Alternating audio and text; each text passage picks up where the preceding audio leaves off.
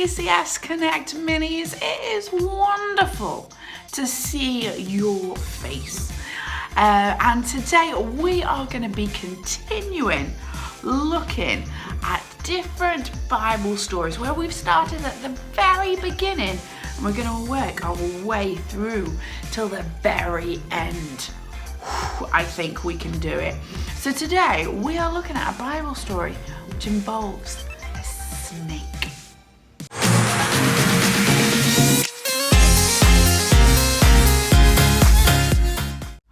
Our game today is going to be a little bit of a spin on the game of snakes and ladders. Okay, so I have a dice here, and if it lands on an odd number, so on a dice there's 6 numbers, so the odd numbers would be 1, 3 and 5, then you have to do the actions of running up some ladders. Okay, so run up some ladders like that. If it's on an even number, which is number 2, 4 or 6, you have to do an impression of a snake. So like this. Are we ready? I have my lovely dice here. Right, I'm gonna tap. Let's see what number. Number 2, so it's an even number, so that means do a snake. Well done. Okay, here is the next number, 5. So that is an odd number, so you need to be climbing that ladder. Keep going, keep going, keep going. Well done. Okay, let's see what our next number is. It's an odd number again, so you need to run up that ladder. Keep going, keep going. Well done. Okay, let's see what's next.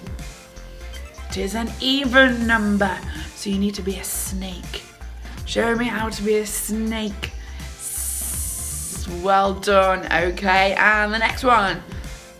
It's an odd number, so you need to be running up that ladder as fast as you possibly can. And here is our last one. 5. So it is an odd number again, so you need to continue climbing that ladder. Now we've got our bodies slightly warmed up, but if you can, join in with our warm-up video now.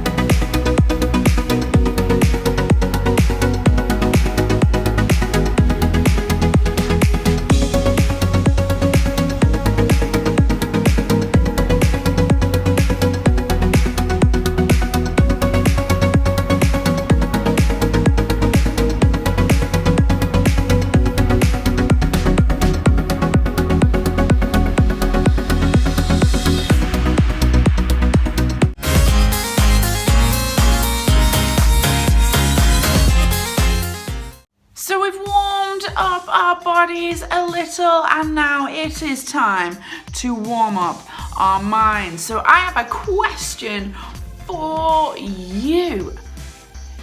What makes you feel sad? Okay, what makes you feel sad? Have a discussion with the people around you.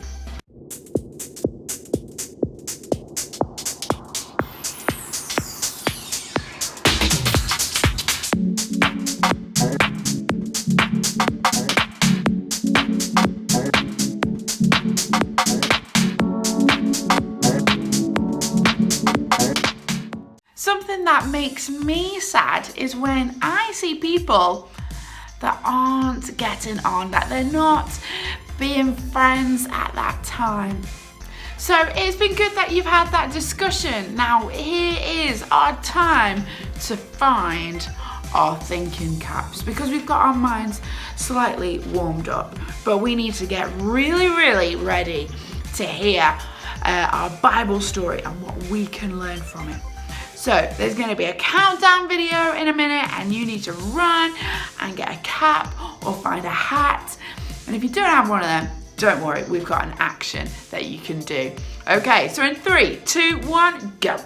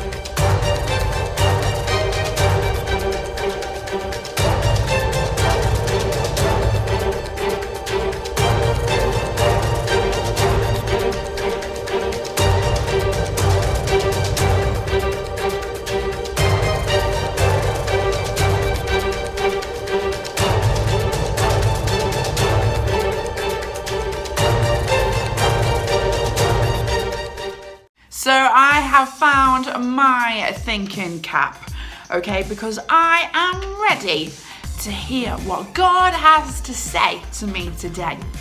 So we're going to do our actions together to get ourselves ready for that. So you can join in with me, don't worry, we'll do it twice so you can get the gist of it. So we've got my thinking cap on, my listening is ready, and my heart open to Jesus. Let's say that again. I've got my thinking cap on, my listening is ready, and my heart open to Jesus. Now let's listen to our Bible story.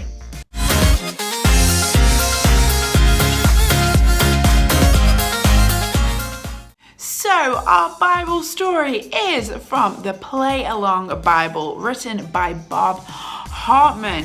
And there are some actions that you can do to help me, and there's some sound effects as well that you can do to join in.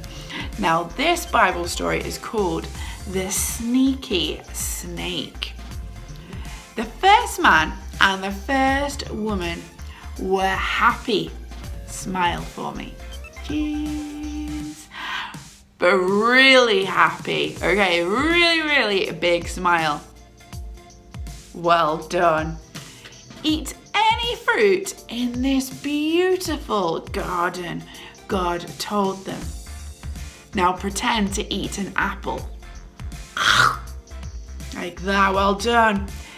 Except the fruit from that one tree there in the middle. Point and say, not that one, not that one. One day, a snake crept up to the woman and told her a lie. Wriggle one arm like a snake. Well done. Said there's nothing wrong with eating the fruit from that tree. The snake hissed. Okay, make the sound of a snake. What happened next was very sad. Pretend to cry. And the man and the woman disobeyed God and ate the fruit. Can you do that with me? Well done. So they had to leave the beautiful garden. Wave goodbye.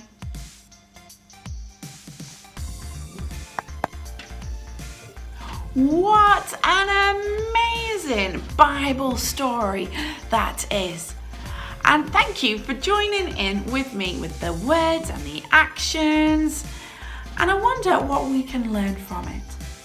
So I've got my thinking cap on, my listening is ready, and my heart open to Jesus. Now what we see is that God has created this beautiful garden for Adam and Eve to live in. And he says, go and have fun. Go and have fun, but don't eat the fruit from that tree. Now, God gives lots of rules, okay? And I want to know whether you think that these are good ones. Okay, here's the first one. Don't hurt other people. Who thinks that one's good? I think that one's a good one. Okay, here's another one for you. Don't take something that's not yours. Okay. Oh, I think that's a good one. Okay. What about this one? Do not lie. I think that's a good one as well. Okay, so I think they're all good. Then the next one I'm thinking of is love everyone. Is that a good one? That's a great one. That's a great one. But I know that I don't always do that. Now we see in this Bible story that Eve didn't do what God had asked her to do, and it made him very, very sad. And when I don't do what God has asked me to do, I know it makes him sad as well. But like in this Bible story, we see that God goes, bye. But I want you to know that God doesn't say bye to you. He doesn't say bye to you at all. In fact, he stands there with his arms wide open. And when I turn to him and say, God, I'm so sorry for not doing what you've asked me to do, he says, come back and I'm going to give you a big, big hug. I'm going to give you a big, big hug. All is forgiven. And that's all because of Jesus. And we're going to look more at Jesus's life later on in the series. But I want you to know that God never says goodbye to you. He has his arms wide open, ready to give you a big, big hug. And the reason why he wants to give you a big, big hug is because he loves you. So if you do something that you know makes God sad, then the simple thing you just need to do is say, I'm sorry. And God's like, come here, let's have a big hug, let's have a big hug. Because he doesn't want to ever say goodbye to you. He wants to say, come back here and I want to show you how much I love you.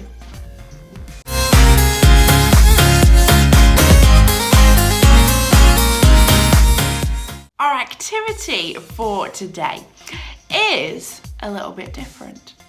Okay, so like I said, God thinks it's amazing if we love other people. And we can show love to them in so many different ways. So that's what I want you to do, is show someone that you care for them, that you're thinking of them.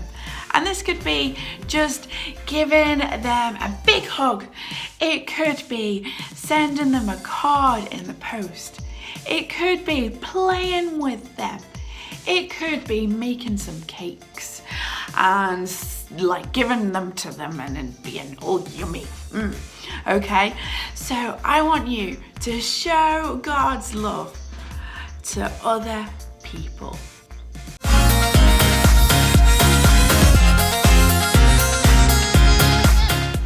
Okay, I am gonna pray to finish.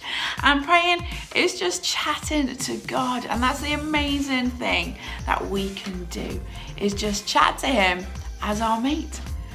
And at the end of a prayer, I say a funny word, which is amen. And what does amen mean? Well done, it means I agree. So if you agree with what I say, I want you to shout amen. Okay, so I'm gonna close my eyes so I don't get distracted by what's happening here. God, I thank you that you're amazing. I thank you that you are awesome. And I thank you that you love us so, so much that you never want to say goodbye to us. you just want to give us a big, big hug to show us how much you love us. And God, I ask that you help us to live a life that shows that we love you. Amen. Now, it's been great spending time with you today, and I very much look forward to seeing you very, very soon. Bye.